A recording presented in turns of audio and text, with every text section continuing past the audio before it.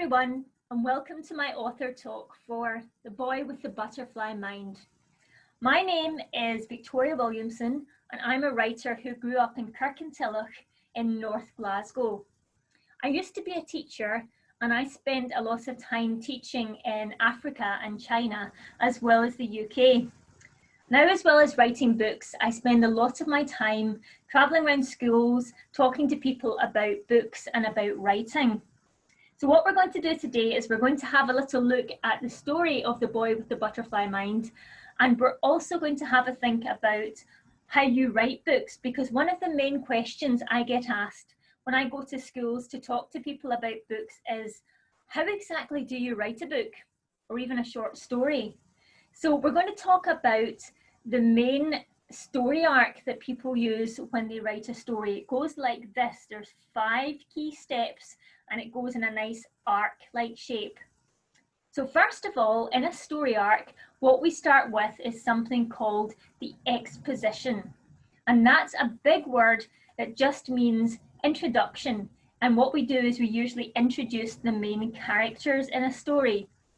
So I'm going to introduce the main characters in The Boy with the Butterfly Mind, and I'm going to get you to guess what kind of people you think these characters are. Now, I'm going to be asking you a lot of questions, so there's going to be some points during this video where I'm going to get your teacher to pause the video and you'll get a chance to talk to either the person next to you or the rest of the class and see if you can come up with some of the answers. So first of all, I'm going to introduce one of the main characters in the story. Her name is Ellen, and she's in Bishopbriggs in Glasgow. And she's 11 years old, and she's in school, and she's doing a maths test. So see what you think, what kind of person Ellen is by the way she introduces herself. She says, "It was only the 3rd week of primary 7, and already everyone hated the Friday morning maths test. Not me. I studied way too hard to get nervous answering a few easy sums, even if Miss Morrison was a dragon who handed out detention to anyone who even sneezed too loud. I had nothing to worry about. I'd never been in trouble for anything in my whole life. Write out 24,062,017 in numbers," the dragon roared, shattering the silence into 24,062,017 little pieces. I could almost see the fire from the dragon's breath singeing Lauren's hair as she stopped trying to copy my work and stared blankly at her own book, the numbers already forgotten. Ha, jelly bean brain. That's what you get for cheating and not paying attention. I bit back a grin at how easy the question was and wrote the answer neatly below the last one, making sure to use my very best handwriting. The girl sitting next to me shuffled closer, and I could hear her sniffing noises getting louder. Paige Monroe's runny nose was like a warning siren. A couple more questions she couldn't answer, and she'd be crying all over her maths jotter. My hand flew across my book to cover my answers, and I leaned forward, protecting my work from the hungry eyes of the other kids who were either too stupid to do a few easy sums or too lazy to study. Why should I share anything with them? They all hated me, no matter what I did. So what kind of person do you think Ellen sounds like? If you press pause, have a quick discussion with the person next to you. What do you think she's like? You got some answers? Well, she sounds quite mean, doesn't she? She doesn't sound like she cares very much about other people. She's not really a bad person. She's not really mean. It's just that she's focused on her own difficult family situation at this point at the start of the book. She's got a very difficult situation to deal with because her mum and her dad are divorced. And her dad has moved away to Edinburgh and he's got married again. And he's had a new baby daughter, and Ellen feels like she's been replaced. She really misses her dad, and she's really hoping to get her dad back. She really wants to convince her dad to leave his new wife and to come back, marry her mum again, and so they can all live happily ever after. Doesn't sound very realistic, does it? But this is Ellen's fairy tale. She's got another problem though, and that's the fact that her mum has got a new boyfriend called Paul, and Paul has now moved in with them.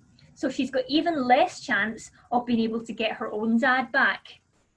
So even though Paul is a nice person, he's a really nice man, Ellen doesn't like him. She just wants her own dad back. So she's having a hard time.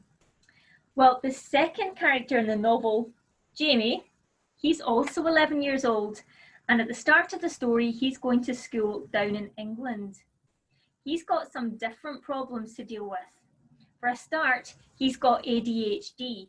Now we're going to talk about that in just a little minute, but he's also got something in common with Ellen, and that's the fact that his parents are also divorced. So his ADHD has made him have some problems in school. He's very easily distracted, and that can mean he can be quite disruptive for the rest of the class. So at the start of the story, he's also in school and he's doing a spelling test. So see if you can have a listen and guess what kind of character, what kind of person you think Jamie is. The teacher says, "Did you get that last word, Jamie?" The way Mr. Patel says it, I can tell he's had to repeat the question. I nod, even though I've got no idea what the last word in the spelling test was. I lost it somewhere between listening to Ryan blowing his runny nose like he's trying to play the tuba and watching Claire nervously ripping her notebook into confetti. Mr. Patel says I distract the other kids, but it's really the other way around. Accommodate, Mr. Patel says again. Accommodate. Jamie, are you writing this down? I snatch up my pen from the floor where it's rolled and try to find a free space on my test sheet to write the word. My handwriting's a bit of a mess, and it's not easy trying to squeeze such a big word to such a little line. Maybe that's part of the test too. Maybe that's why I always fail. I write. Then I'd cross it out and I'd try A, K, C, O, no, that's not right either. I scribble over it too hard and I accidentally knock over the stack of books and pen holders I'd built into a mini castle all round my desk. They go cascading onto the floor like a waterfall, and I leap after them like one of those Olympic divers jumping off the high board. I'm so busy gathering books and pens up, I barely hear the laughter of the other kids. I'm used to it. It washes over me now in waves, and I just drift along with it. Jamie, will you please just sit down? Mr. Patel sounds like he's running out of patience. It's the second year in a row that I'm in his class, and I don't think he can take another 3 terms of me and my craziness. So that's Jamie. Have a quick pause and see if you can figure out, what does Jamie sound like? So have you decided? Well, Jamie sounds like he's disturbing other people. He sounds like he's not paying attention, but most of that is to do with the fact that he's got ADHD. Now, ADHD, what is it? Well, before I tell you, I'm going to get you to have a little discussion. I have got some statements on cards that your teachers have. So either you can do this in groups or your teacher can read these out and you can decide, do you think these statements about ADHD are true or false? So have a little pause of the video and I'll give you 5 minutes to have a little discussion about this, to see if you think these are true or false and see how much you know about ADHD. You done it? Well, ADHD, it's a medical condition and it affects how the brain works. It makes it very hard for children to do things like pay attention or control their impulses. And that means they can quite often do things without thinking them through first. Adults can have ADHD as well. So sometimes children don't grow out of ADHD. It's something that affects them their whole life. But there are lots of positive sides. Can mean you can get very interested in a subject and you can focus on it because you're so interested on that subject. So there are good things and there are bad things about ADHD, but there's also mainly about understanding it and helping people to try to manage it so that they can be the best that they can be.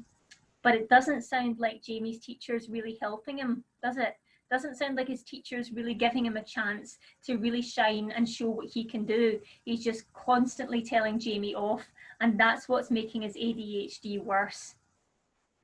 Well, that's the start of the story. That's the exposition, the introduction to the characters. After we have an introduction to the characters in our story arc, the next thing that happens to set off that nice action climb is a spark.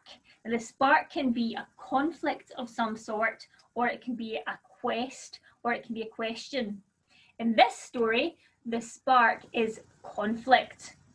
Now, the conflict is when Jamie's mother decides that she is going to move to America with her new partner because she's got a new boyfriend.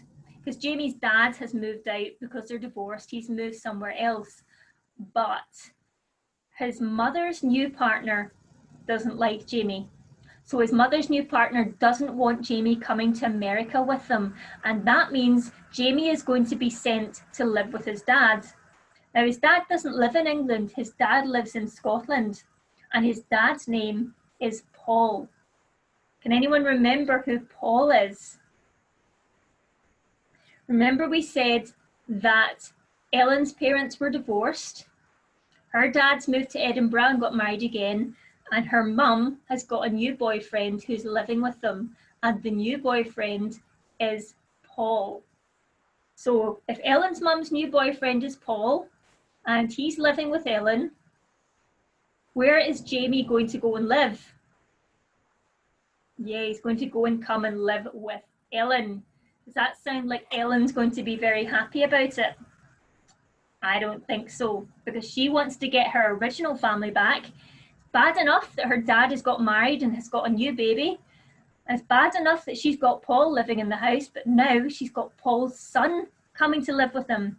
Ellen is someone who's very neat and very tidy. She's a bit of a perfectionist, and now she's got this boy with ADHD, this messy, distracted boy coming to live with her, and that's going to cause conflict.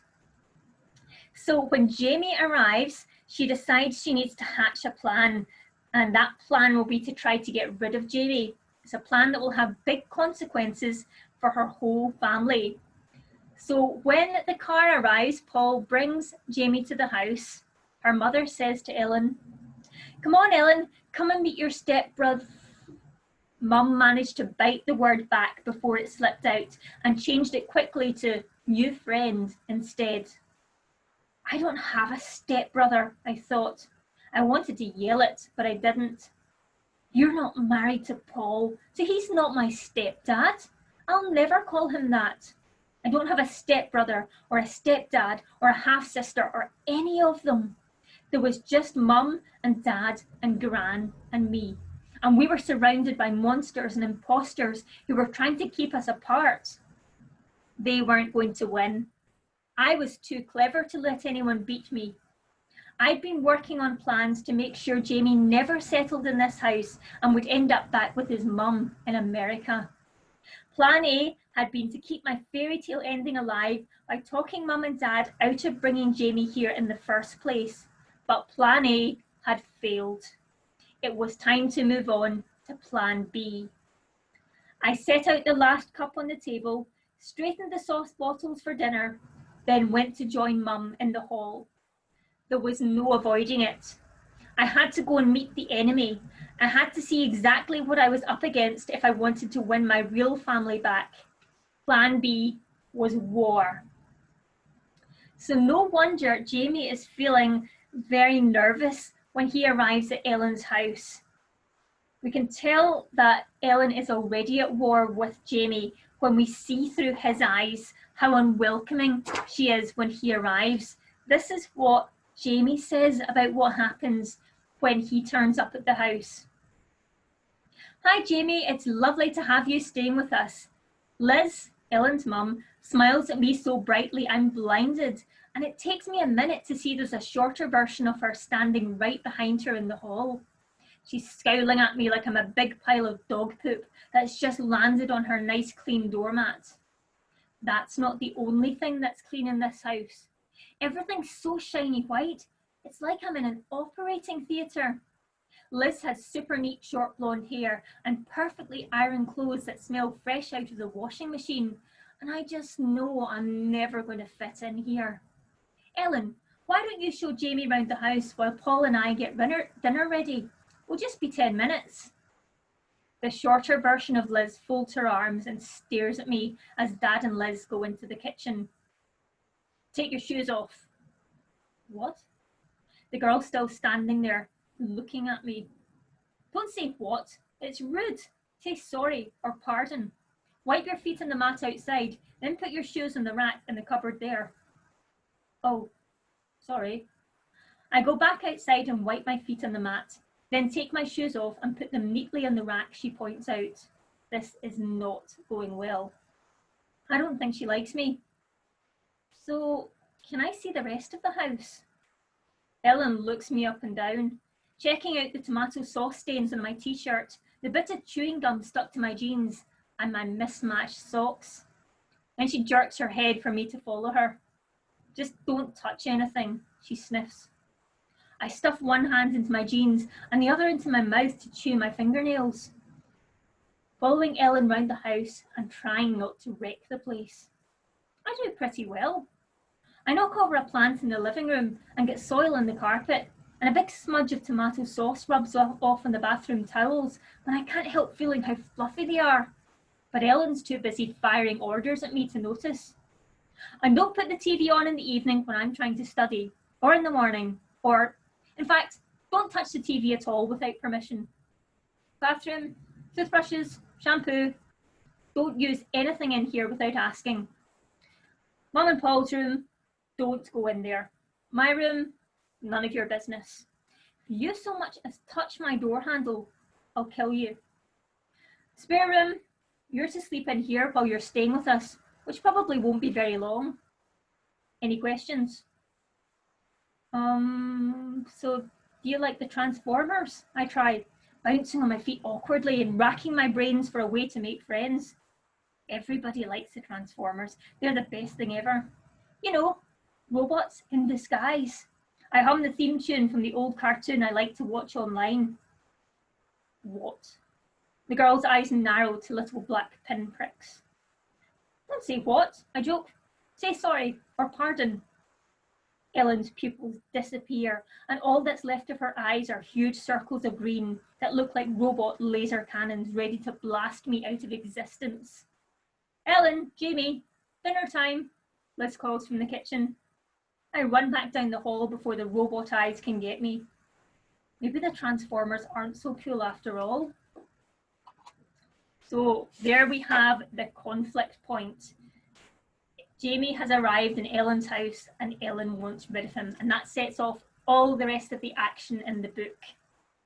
So after a problem or a conflict is introduced, that's where we get the rising action in the story that leads up to a climax. The rising action is a series of little mini flashpoints or episodes that help to escalate the action, make it go faster into one big peak of action. So they don't have to be individual events, they can be spread out over several chapters, but they just have to keep moving the pace of the story forward. So there's a series of little events in this story that move the action forward. So event number one is the fact that when Jamie starts school, his teacher isn't very sympathetic. And the worst thing is, Jamie, instead of being put into another class in Ellen's school, because there's not any room, he gets put into Ellen's class, and Ellen is furious. So she's already bullied for being a perfectionist and not being very nice to people, and having her new stepbrother in her class, who everyone laughs at because he's not concentrating and he's always messing things up, ruins her chances of being popular, and it makes her dislike him even more. So Jamie's struggling because the teacher's not sympathetic, the teacher's not nice, and Ellen's struggling because now she's getting laughed at even more for having this new stepbrother in her class who everyone thinks is a bit of a joke. So that's event number one that starts the action moving forward. Event number two is Ellen's big plan to try to be popular. She has decided to hold the best birthday party in the world ever. So she thinks if she invites all of the girls from her class to come to the Adventure Dome in Glasgow and she holds an amazing party with an amazing birthday cake, that will convince all of the girls to like her and she'll start being popular. It's a great plan until Jamie does something. Jamie gets way too overexcited, and when it's time to eat the birthday cake, he does something so bad that Ellen decides she's never ever going to forgive him. I'm not going to tell you what that is. You're going to have to read the book to find out what it is that Jamie does to ruin Ellen's birthday party. He doesn't do it on purpose. He just gets overexcited and distracted and does something impulsively that he didn't think through, but it ruins Ellen's birthday party and she starts to really, really hate him for it. So maybe you can find out what it is from the book. And that sets off the final big part of action before the big climax. The final part of the action is that there's going to be a big school science fair. All of the schools in the Glasgow area have been invited to send in one entry to the big Glasgow Science Fair. So each school will hold their own individual science fair and they will pick their one best entry, and that best entry will go to the big science fair in the Glasgow Science Centre. So Ellen is really excited. She thinks this is her chance to prove just how clever she is, just how good she is, and she thinks if she can win a place for her school at the Glasgow Science Fair in the Science Centre, then she'll be able to prove to her dad just how clever she is, and her dad will decide to leave his family and come back to live with her and her mum, and they'll get rid of Paul and they'll get rid of Jamie and everything's going to be happy ever after. Not very realistic, is it? But this is Ellen's fairy tale. She thinks this is what's going to happen. But she's horrified when she finds out that even though Jamie finds reading and writing difficult, he gets distracted a lot, he also has a special talent. What do you think his special talent might be? Jamie's special talent is science. He loves science. He's always messing about with chemicals. He's always trying different things and coming up with different experiments, and he's very good at it. So on the day of the judging, Ellen and Jamie put their entries into the science fair. Now, just as a little discussion activity, you might want to have a little look. Your teacher can print this out or show you on whiteboard. This is Ellen's entry, all about butterflies, because she loves drawing pictures. So Ellen has drawn all of these pictures, all of these pretty pictures, and she's put in some information about butterflies to go along with. This is Jamie's entry. He's decided to make rock candy. So he's shown what the procedure for rock candy is. He's shown what he's going to be looking for. He's shown the steps of the experiment, and he's taken photographs along the way to document what he's done. So in your groups, I want you to have a little discussion about these science fair entries and think, if you were the judges, which entry would you pick to represent the school? Which is the best science experiment? Press pause and have a little discussion about that. So what do you think? Who's going to win?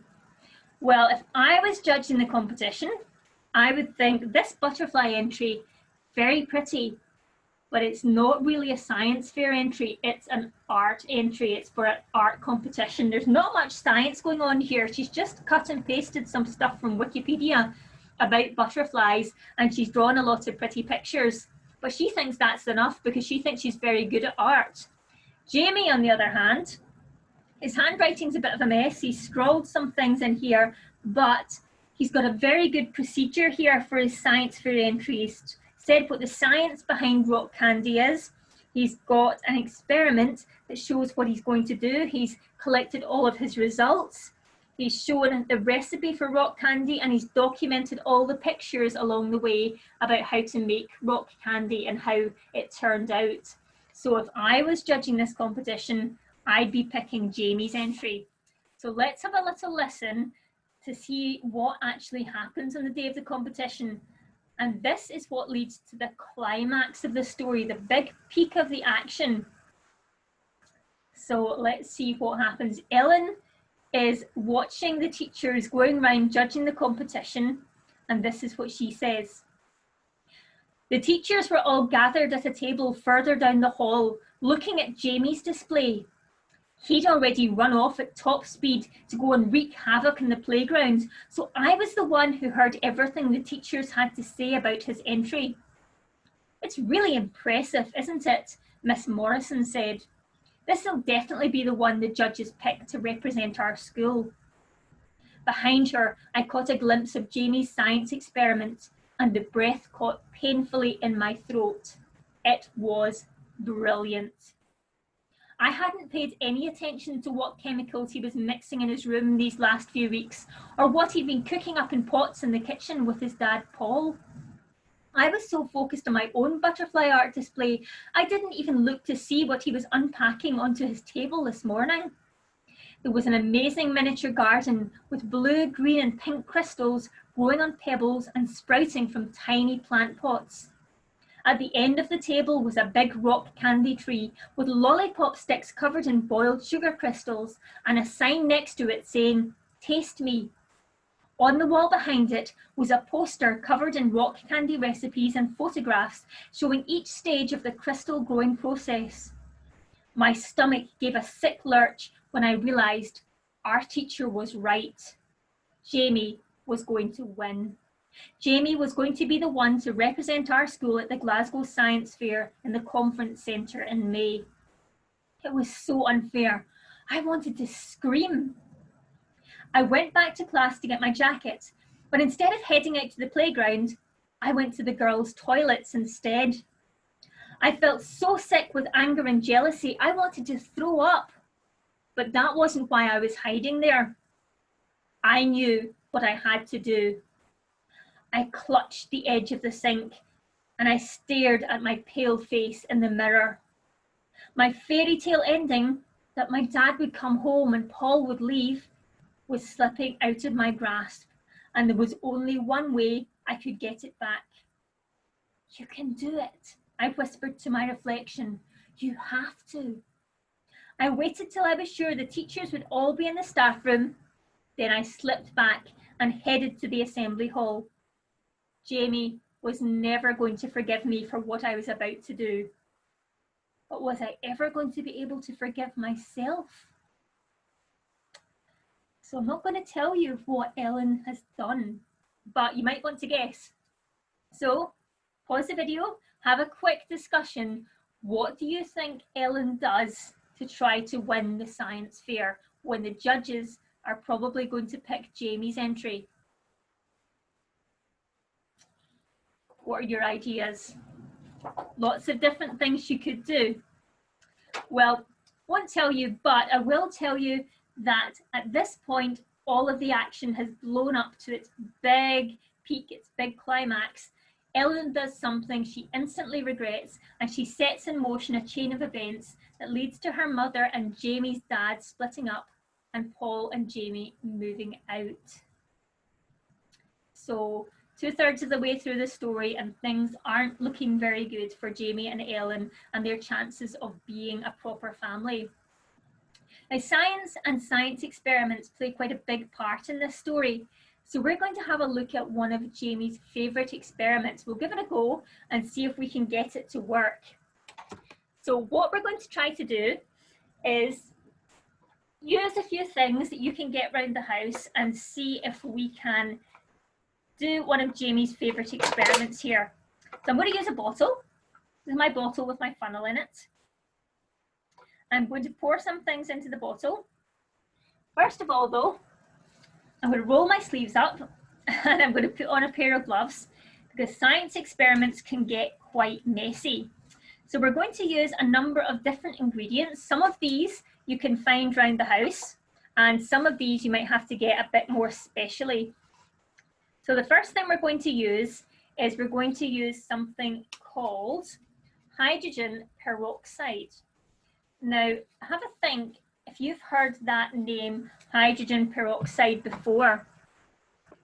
Here's my bottle of hydrogen peroxide. You can see the label here. This is the reason I'm putting on gloves, because hydrogen peroxide is something you don't want to get on your hands. But it is used for something for one part of the body. Does anyone know what we use hydrogen peroxide for? For people who want to make their hair blonde, hairdressers use hydrogen peroxide to put highlights, to put blonde highlights and streaks in people's hair. So that's what hydrogen peroxide is usually used for. Now, what have we got in hydrogen peroxide? We've got hydrogen peroxide. Anyone know what peroxide contains? What does that ox make you think of? Oxygen. So there's hydrogen in this and there's oxygen in this, and it's the oxygen that we're interested in. So we're going to start off with pouring some hydrogen peroxide into the bottle here. So I've got a little funnel to help me pour it into the bottle. There we go. Now, that's a clear liquid. It's quite difficult to see. So to help you see it, I'm going to put some food colouring into the bottle so we can all see what this looks like. So I'm going to start off with a little bit of blue food colouring. So I'm going to put a couple of drops of blue in here. There we go. 1, 2. That's easier to see, isn't it? But just for fun, I'm going to put a second colour in. I am going to put in some yellow. Now this is the point you might want to pause the video again. What do you get when you add yellow to blue? Anyone know? Let's see if you get it right. 1, 2. What's this turning into? Can we see that? That, if you can see it in the light, is green. So yellow and blue make green. That's quite a dark green that we've got in here. So the food colouring doesn't do anything in the experiment. It just helps us to see the liquid a little bit better. Now we've got a couple more important ingredients. We are going to put in some of this. Now this is just dish soap, washing up liquid.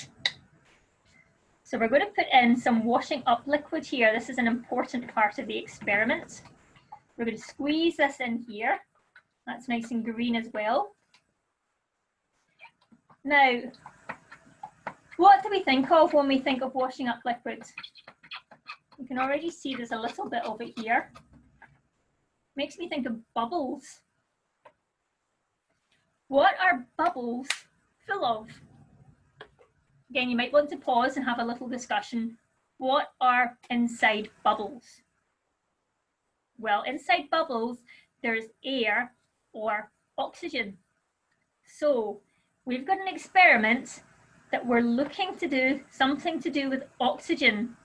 So we're looking to create oxygen that's going to make bubbles.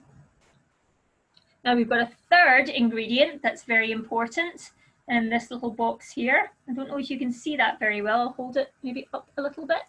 Can you see that? In there, we've got something called yeast. Now yeast, what's that used for? Anyone know? Yeast is usually used in bread making. And yeast makes bread rise up. So it helps to raise the bread when it's in the oven. So I'm going to put some yeast and mix it with some water. The reason I'm mixing it with water is to make it a nice liquid. So I'm going to dissolve this yeast in some water. I'm going to give it a nice mix it up here. Now yeast is also something called a catalyst. A catalyst is something that makes a science experiment, a chemical reaction, go faster. So we're also using this yeast to try to make the experiment, this chemical reaction, go faster. So it doesn't take a long time to get a result. It happens very, very quickly. So I'm just going to slowly stir this, try to get as much of the yeast dissolved as possible. So while I'm stirring this, I want you to have a little discussion with the person next to you. What do you think is going to happen when I add the yeast to this mixture of hydrogen peroxide and washing up liquid that I've got in this bottle? What do you think could possibly happen? You might want to pause here and have a little discussion about that. Well, I'll give you a clue. Yeast is going to help to break down the hydrogen peroxide. Now, we know that hydrogen peroxide contains hydrogen and oxygen. So if we break the oxygen off the hydrogen peroxide, where do you think that oxygen is going to go? What did we say about the washing up liquid? What did we say that bubbles were made of?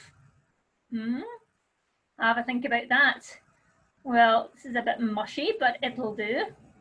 So now what I'm going to do is I'm going to pour this mixture of yeast and water into my hydrogen peroxide and washing up liquids. And we're going to see what's going to happen. Now don't worry, I do have a basin underneath this. So if you're trying this at home, make sure you do this in the bathroom or into the sink and you don't get it all over the floor.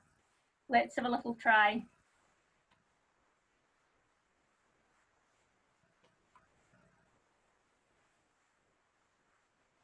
There we go.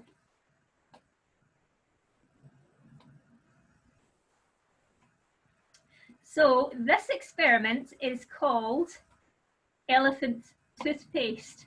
Why do you think it's called elephant toothpaste? You see the way it's coming out of the top there? It looks like a giant tube of toothpaste, doesn't it? It looks like the kind of tube of toothpaste that an elephant might have. Now, if you try this experiment yourself, you'll find that the bottle starts to feel very warm. And the reason for that is this kind of reaction is called an exothermic reaction. An exothermic reaction is a kind of reaction that gives off heat. So this reaction is giving off a little bit of heat and the bottle is starting to warm up here. So it's a bit of a messy reaction, but it's also good fun. And when the foam comes out, the foam is perfectly harmless. So you can play with the foam, which is very good fun. And this is why Jamie loves this experiment so much. You can see here, I now have a basin full of foam.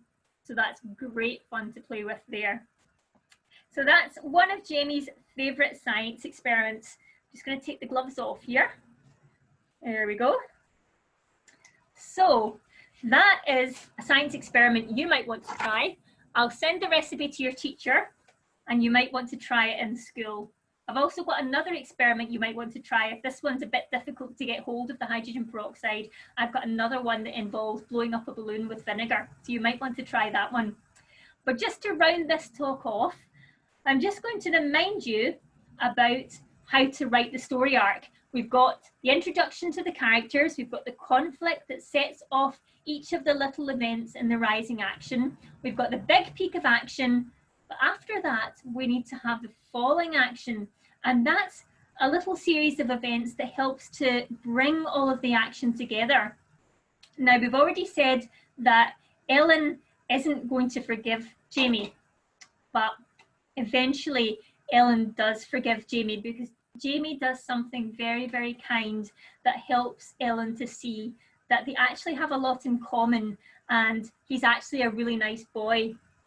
So Ellen and Jamie, in the falling action, they agree to a truce. They start spending more time with each other, and even though they're living apart for a while, they start to realize they actually do quite like each other. Then they find that they've got another shot at the science fair, because the science fair is also accepting group entries.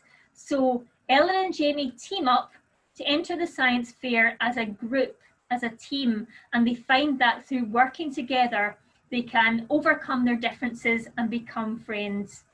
So the final thing in a story at the very end, it's called the resolution, and that's where all the loose ends of the story are tied up.